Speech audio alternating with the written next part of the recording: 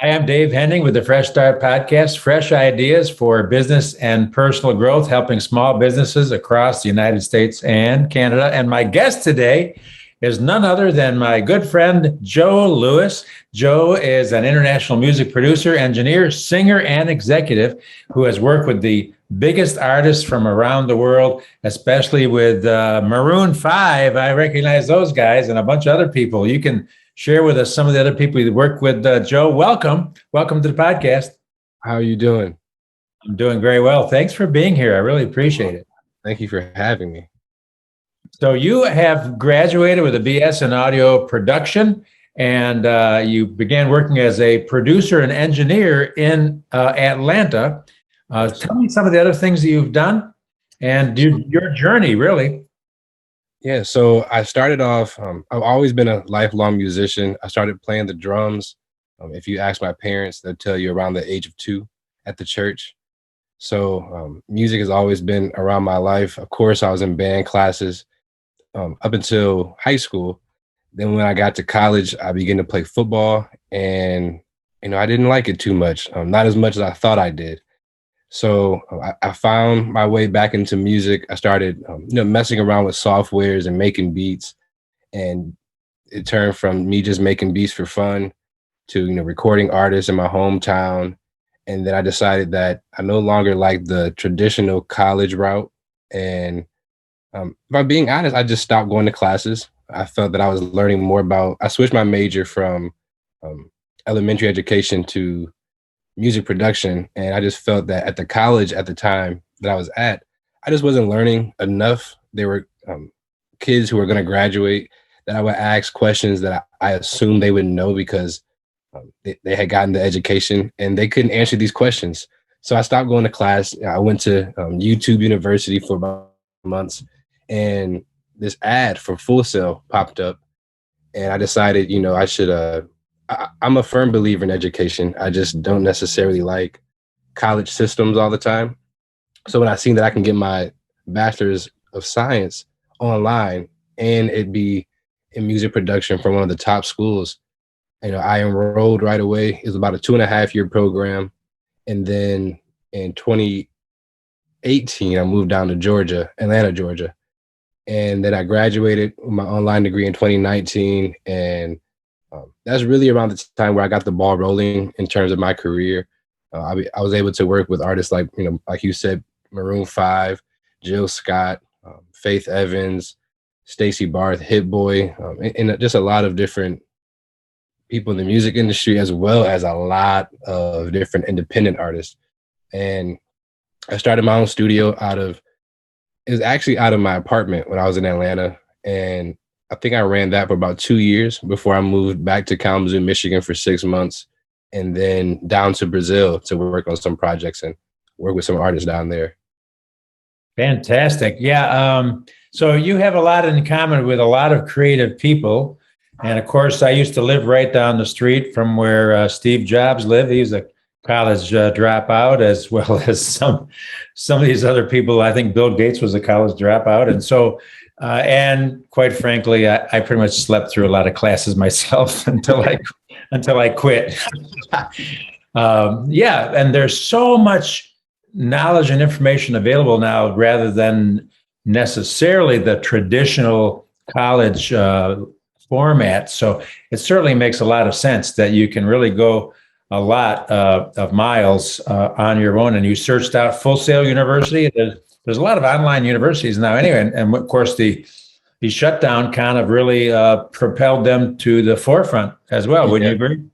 Oh, yeah, tremendously. Even, so my parents, my mom's a high school principal. My dad's a middle school principal. And last year when I would come home and see them doing their work online and not interacting with the kids, and then seeing my little brother also doing his schooling online completely, I thought that was very interesting, and it was a great gateway. So some students did better with online schooling, and I thought that's a great gateway for them to also continue their college education online. And online school isn't easy, but if you're good with time management and you are enjoying what you're studying, it can open up the doors for you to have a lot more time on your hands to be able to work and also start your own businesses because, school's online. You don't have to go into class. Exactly. And there was I think like might have been as much as a 30-year gap from when I started my master's degree years ago to when I finished actually online in a school Really? in Indiana. And it was all mainly online. I had to fly out to, it was Kentucky, and I had to fly out for the graduation, but the rest of it was all online. And it was great. And you're right. It's a lot of work. It's not any shortcut by any means, but the knowledge and the skill set of even the professors that I had, even in the online stuff, was absolutely incredible. So I have a great appreciation for what you're saying. Yeah, I loved it tremendously. I think that me doing online schooling was actually what set me apart from a lot of my peers that I was working with. So I was able to, get my, I might go to have a class on Thursday or do my assignment on Thursday, and I might learn something, of course, that I didn't know. And Friday, I can go into a studio session and implement that technique or what I just learned right away. So I liked it a lot because it allowed me to work like a traditional worker and also go to school like a traditional student or learn the way a student would. So I was getting this new information and able to apply it in real time compared to even students that I talked to that were on campus for Full Sail. They didn't have the opportunity to work. So they got all this, studio experience through college, but they didn't have any work experience because they were on the campus. So their schedule is a lot more tighter. So I really enjoyed the online process. I think it allowed me to do both at the same time. And for me, that's how I learn. I could sit in a class all day, we could talk theories all day, but I learned through real life application. So that helped me fast track a lot of my learning curves and problem areas. Hands-on experience is extremely valuable. There's nothing like it. Yeah. Yeah, absolutely. Well, you heard me talk earlier about I got to teach at a trade school, a broadcasting school. We had probably 7 or 8 radio studio rooms, and we had a full-blown TV studio, and then a classroom that I was privileged and blessed to do a little bit of teaching in there for the classes. And it was people that were like yourself that really wanted to get hands-on experience, but also internships for actual jobs, which was fantastic. It was just so fun to see what we were able to accomplish with a variety of students, all the real up-to-date information and materials, social media marketing, all that kind of stuff. So I have a question for you, since you shared with me that you really started playing drums like when you were 2 years old or something, and you had kind of a church background. What would you say about your faith? Did that play an impact in who you are and what you do? Oh, my faith has probably played the biggest impact in my career, who I am as a person, how I try to help people out or be around people. It was something that, so my parents are also principals, or I'm sorry, also pastors. Oh, So, I wow. walked around being a pastor's kid and a principal's kid. And, with my parents being pastors, I think I was able to see a different perspective of my religion.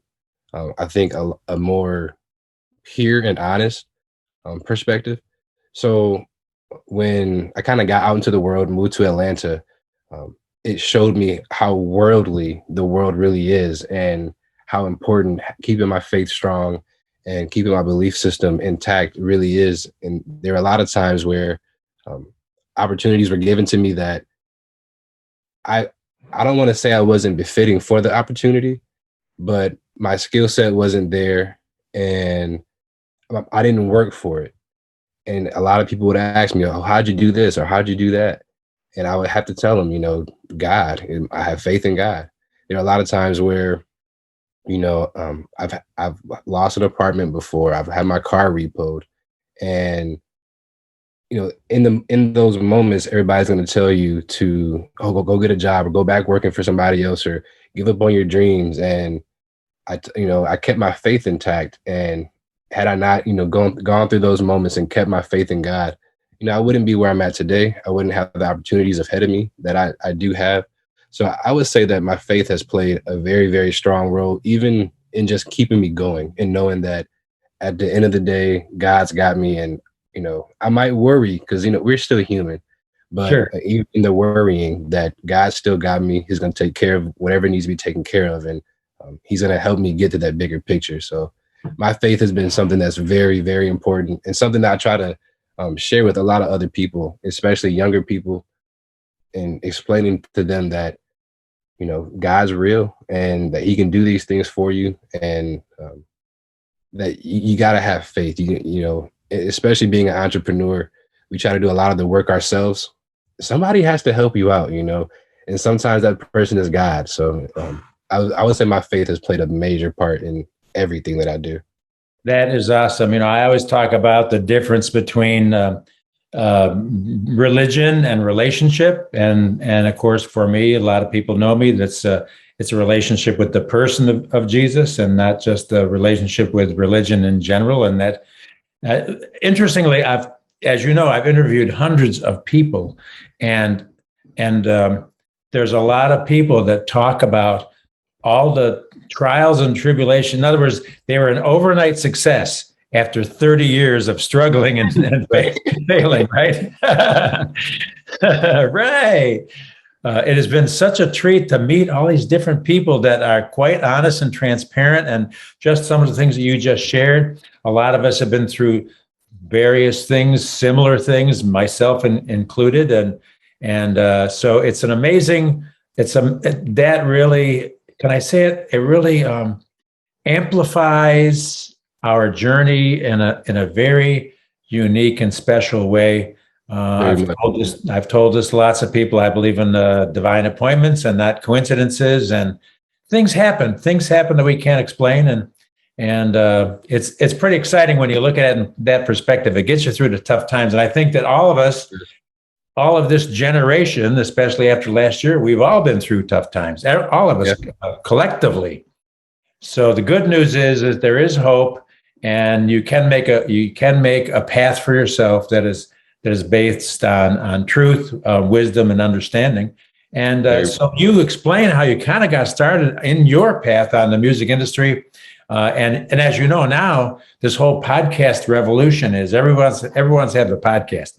And a lot of people are working from their kitchen table, or if they don't have professional quote studios. And so let's explore a little bit more. I'm really glad to share your story today. It's been really cool so far, and I know you got some stuff to share. You've got some current projects you're currently working on, and you're residing in the Rio de Janeiro area. How cool is that? Tell me about what's it like for you there. I love being in Brazil, and I really love being in Rio. So we have to backtrack about it'll be 2 years come January. So January 2020, I had the opportunity to travel to Brazil and perform with some Brazilian artists. They asked me to come down for a festival, but it got rained out. So we just took our performance and moved it to a studio. So it was an in-studio performance where they captured it with the cameras. And it was at the summer 2019, actually. These artists reached out to me while I was in Atlanta. I have no idea how they found me. They messaged me on Facebook, and at this time I had, no ties to Brazil whatsoever. They said, "Hey, do you want to put, an English verse on a samba song?" And I looked at the message, and I thought that somebody was, kind of pranking me. And I looked at it, and I was like, I probably shouldn't respond. But my mentor, when I was a kid, to this day, he tells me the same thing. He always says, "You're never too big until you're too big. And even when you're too big, you're not too big." And yeah, right. It's kind of one of those play on words. And when I would ask him, what does that mean? Because he just repeated himself over and over again and changed the tone. And he told me, "You're never too big until you're too big. And even when you're too big of a person, you're not really too big to work with somebody. You're just too busy. So even when you're too big, you're the biggest artist on the planet. You're never really too big or too good to work with somebody or to help somebody out. You're just too busy. So you're never too big, even when you're too big." And I thought about that instantly, and I messaged them back because they were older. And that was kind of the thing that struck me as odd, was that, they're probably in their 40s. And at the time, my introduction to music was very young. So I was used to younger people doing music, not older people doing music. So I messaged them back. They sent me the song, and the production was so good that I couldn't help but say yes. Like I can't explain how sonically well this song was put together. And so I did the song. They asked me to perform with them. I traveled down there, and initially they only needed me for 3 days. But I thought, who goes to Brazil for 3 days? Like, you Right. know. So I ended up going down there for 2 weeks, and I spent the first week and a half by myself before my crew came down to film the actual performance. And I loved it. I was able to just walk around, get lost, experience the culture. Brazil is very warm. A lot of people gave me all these warnings. Don't go there. It's dangerous. Be careful. Be safe. And these were some of the nicest people I have ever met in my life. Very warm to the touch. They're very interested in American culture. They're always willing to help however they see fit. And even to the point where I lost my phone in the Uber car, and the Uber driver lived in the favelas, which is like their slums. Very dangerous, if you look on the internet, and it is dangerous there. It's the slums. And these were the nicest people. The entire street came out to help me find my phone. When they found the person that had my phone, I offered him money because I was just, appreciative that he didn't sell my phone or didn't, want to keep it. He didn't want the money. All he told me, he said, I just wanted to make sure that you had your phone back. We took a picture, and that was it. And I really appreciated moments like that where the rest of the world was telling me, oh, these are bad people, don't go there. And even when I'm in the worst part of this country, they're the nicest people. Can't say that if I was in America, I would have got my phone back that easily. Mm. So I love it a lot. The people are nice. The music is great. There's music nonstop, like especially around carnival time. So once you get to about middle of January up until carnival in February, all you hear is music on the streets. There's bands practicing, getting ready for carnival, dancers all over the place. So being able to just walk around Rio and I hear music over there, and I just walk in the direction, and when I get there, there's a huge band. That really took my heart, just to be able to walk outside and there's a marching band practicing and you can watch them for 3 hours. So, and of course the food is good, the women are pretty, there's water there. So I have nothing bad to say about Brazil at all. I love it a lot. Oh, I really love the music, all kinds of music. It sounds so cool, so fascinating. There's something about music that can change your feelings, change your temperament, calm you down. It's a calming, soothing effect, especially if you happen to also know the lyrics as well as the beat. But it's something special about music that is a gift from above. Wouldn't you agree? I would. There's a saying that after I heard it, I loved it, and it makes me appreciative. And the saying goes, the closest that we can get to God or being God-like is by creating. And when I heard that quote, I just took it to heart and lived by it because, when you make music, you're creating something special. And everybody can't create, whether it's music, art, movies, writing. Everybody's not creative, and it's truly a gift to be able to make anything from nothing, whether it's a paper, a song, a painting, a photograph. To be able to see creativity or to have it and possess it is really a God-given gift. So I would agree with you 1,000% that music is a gift from above. The thing that I like the most about music on a very deep level is when you make the right music or when you make the right production or the right beat, and another person hears it and their body starts to move a little bit. And for me, that's the sign that this song is good. When you can make somebody dance or you can make them move without them knowing that they're moving. So music is very powerful. A lot of people think that that when the snake charmers are playing the flute, that the snake is dancing to the music. And that's a great concept to go on. In actuality, the snake is just following the flute as he moves around. But Oh, but to think that A snake can dance, or to even make a snake dance, even though it's just following you. I think is very, very powerful when people dance or when they sing, even if they don't sing well. The Bible says, make a joyful noise. And I remember I was at church one time. This lady came out the church just singing and wailing. And me and my sisters are in the car, like, oh, she sounds so bad. And we're laughing at her. And she came up to the car and she said, God said to make a joyful noise. It doesn't have to be a good one. It just joy. And that is one of those things that has always stuck with me for a long time, as well as, just have joy in the noise that you're making. It doesn't have to sound good or great. Just make sure that there's happy energy. That's right. I was really it was really great to go see Billy Joel in concert after he was pretty old up in San Francisco. He was kind of making jokes about himself being an old man, but the music was still there. So I took one of his quotes and took it on and put it on my Fresh Start radio station online. Billy Joel said this: I think music itself is healing. It is an explosive expression of humanity. It's something we are all touched by, no matter what culture we are from. Everyone loves music. And so to echo what you just said, there's something about it to have a song in your heart and have the joy that goes along with it. It can really lift your spirits in this day and age. So what are the current projects that you're working on? I really want to know what's going on. You've got some really cool new things happening. Tell me about it. So my main focus right now is a streaming series I'm working on. It's called Global Icon. We are in the process of finalizing our pilot episode. So we'll shoot the pilot episode in February.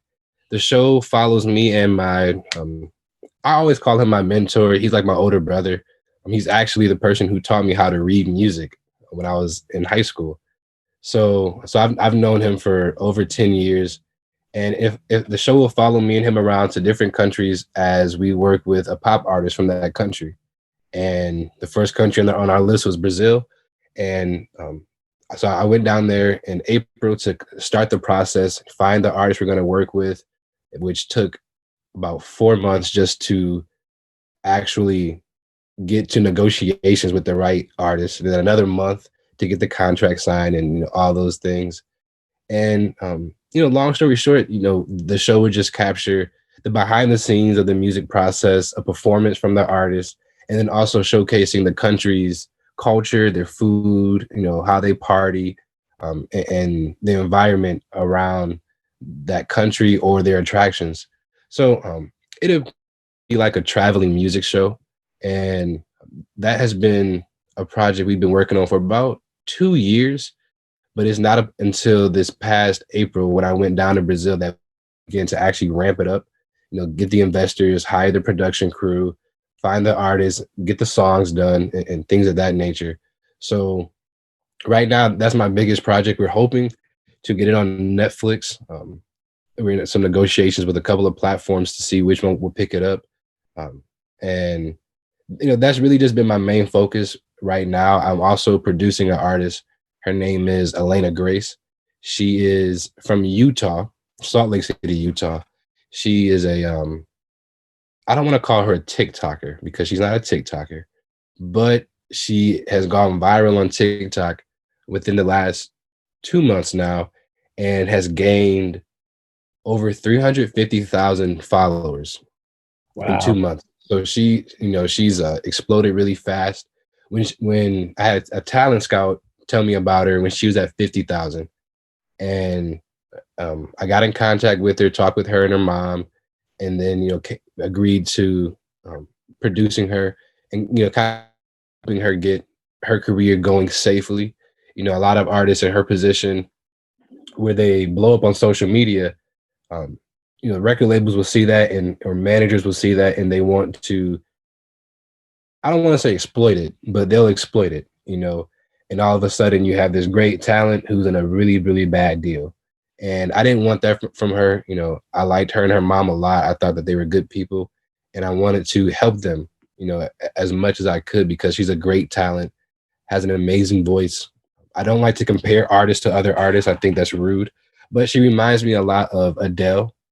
She has a very, very powerful and distinct voice. So she's a new project. We just started this about a month ago. So I'm very excited to see where we'll take her and where I'll be able to place her, what deals I might be able to help her get, or what TV shows I might be able to get her songs placed on. And then I'm also managing an artist. His name is DK Ghost. He was in the rap group GS Boys. So they had a hit song in 2008 called The Stanky Leg. It was one of the first dance songs to come out, especially before TikTok, where almost every song is a dance song. So I just started managing him about a month ago as well, a little less than a month ago. And I don't want to say reviving him, but rebranding him, giving him a second career per se, one that doesn't necessarily involve his past group or the past song.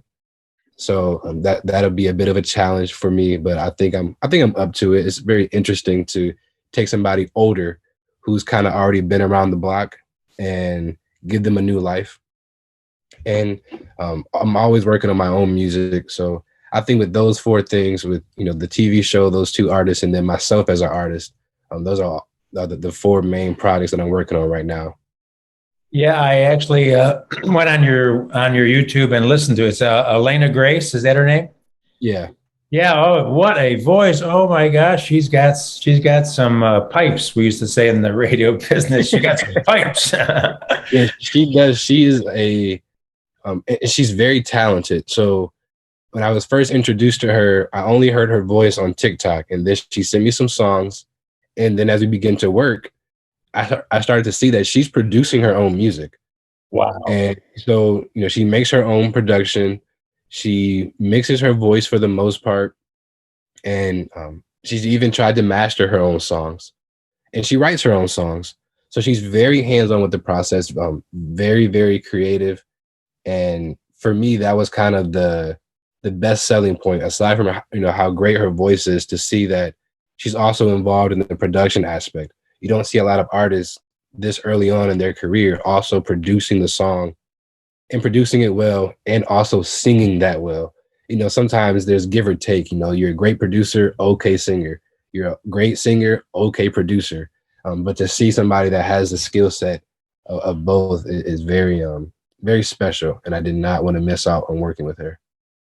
Yeah, that's very cool. So I'm really excited, Joe. I'm talking to Joe Lewis, and he's got a lot of stuff going on. He's even worked with the Kalamazoo Symphony Orchestra and had a #1 Spotify album in Canada for Dave Mack. So I don't know who came up with this saying, this is not your first rodeo. Unless you're not from Texas, how can you even think of it? Although I went to a rodeo once. So you've done a lot of things, and you've got a lot of projects on the stove. Do we say, is that a new expression I just made up? On the stove, yeah, I like that one. I got it on the front stove. Burner. You can steal that from me if you want. I don't care. I will. I love stealing people's quotes.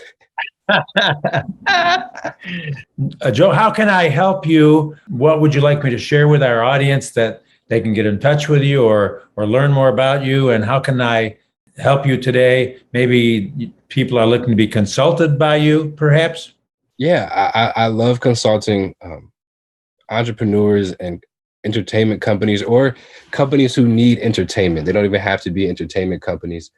If you go to my website, joelewisentertainment.com, you can find my contact information to work with me as a producer, engineer, artist, songwriter, consultant, or honestly, I try to be anything that anybody needs. Even if it's not me doing the work, or you just need to know somebody or get in touch with somebody, I try my best to keep a very wide range network. And a lot of my work has actually come from just connecting people, finding out that somebody has a problem and knowing who can actually solve it for them. But consulting has actually been one of my main focuses from a business perspective. So, all those other projects are very much creative. And of course, they have business involved with them. But consulting has been, I've had a lot of fun with consulting and just being able to give people options of ideas, or, if I were you, I would do these 4 ideas or pick from these 4 ideas. I always try to give the people that I consult just options. They come to me with a problem. I try to make sure that I'm not giving them what I would do or suggesting what they should do, but just giving them as many options as I can see possible through the situation. So I would love to consult. If anybody reaches out, I like helping people connect, grow their projects. Some people. More recently, I was consulting a company, and they are a influencer agency, and they wanted celebrities for their campaigns instead of influencers. I have a celebrity guy, so I just connected the CEO with my celebrity contact, and they've been able to work with artists such as Soulja Boy, Lil Yachty, Rich the Kid, and now they're working on getting Brazilian celebrities. So I love consulting and just really helping connect people. I think that that's where one of my strongest business suits is. So in regards to, helping me out, you could help me out by helping me help other people out, and, just finding somebody with a problem in entertainment and seeing how I can potentially solve it for them.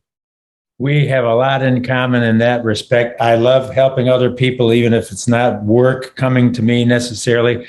Speaking of hip hop, I watched the Gospel Music Awards, the Dove Awards from Nashville a couple weeks ago, and and hip hop was a big category. In fact, one guy who won the award said that he had been drug free for like 3 or 4 years, and he actually was given a CD by somebody, and the 5th track on that CD brought him to faith.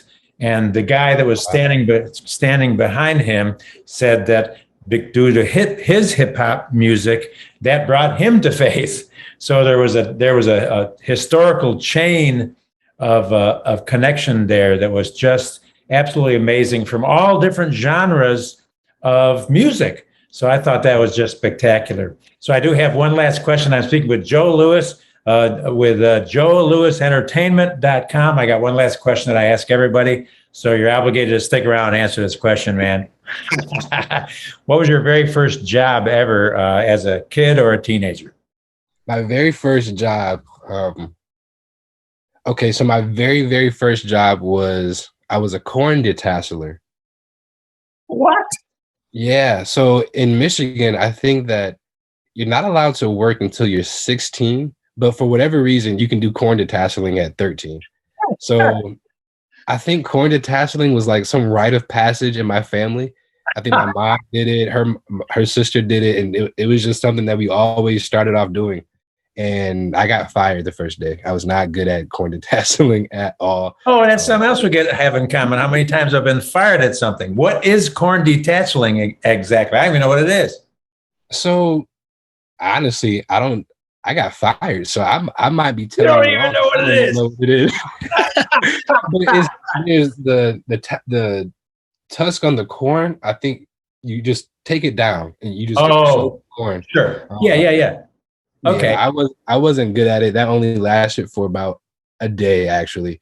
And then my first real job that I was able to keep, I was a activity helper at an elementary school. And I started doing that when I was 16. I did that for 2 summers. And then by the time I graduated high school, I was working full time in an elementary school. And my title was still activity helper on paper, but I had actually grown into the role of a behavior specialist because my students they were all at-risk students, all dealing with some type of at-home issue or poverty or low income or whatever the case may be. And I was one of the only people in the building that the kids would listen to. And I think that it was because I was young, I'm 18 years old talking to 8-year-olds. So I can still kind of relate to them versus the 50-year-old principal. So I had that job for about 3 years, and it taught me a lot. So I would say that my first real job was working in the school systems with elementary kids. That is fantastic. Yeah, I like to ask that question. You'd be amazed at some of the answers I've gotten from some very, very successful people, some of the very fascinating. I'm working with a guy over in England right now. He's from South Africa. He's one of my coaches. He is very well established, the famous podcaster dude. And I asked him what his first job was, picking potatoes. at a farm in England. So, yeah. Oh, yeah. And this other guy who, I think he was 5 or 8 years old, started a lemonade stand out front. But here's the entrepreneur mindset that he had. His mother helped him mix up the lemonade, did all the work for him. He set up a table. But here's what he did that made him a true entrepreneur at heart. He figured out the schedule of the trash truck. And back in the day, when there was one guy hanging on the back and one guy driving, and he knew the route, so he would only set up his lemonade stand when the trash guys would go by, and he'd sell out by noon. Wow. Yeah, that's smart. I think most kids would have sat out there all day long, just waiting on the trash truck to come. That's pretty smart. And drank half the lemonade, if not all of it. So I would have. Well, it has been a delight to have you with me, Joe Lewis. Thank you for being with me. I'm Dave Henning with the Fresh Start Podcast, fresh ideas for business and personal growth, helping small business owners all across the world. Thanks, Joe. Thank you.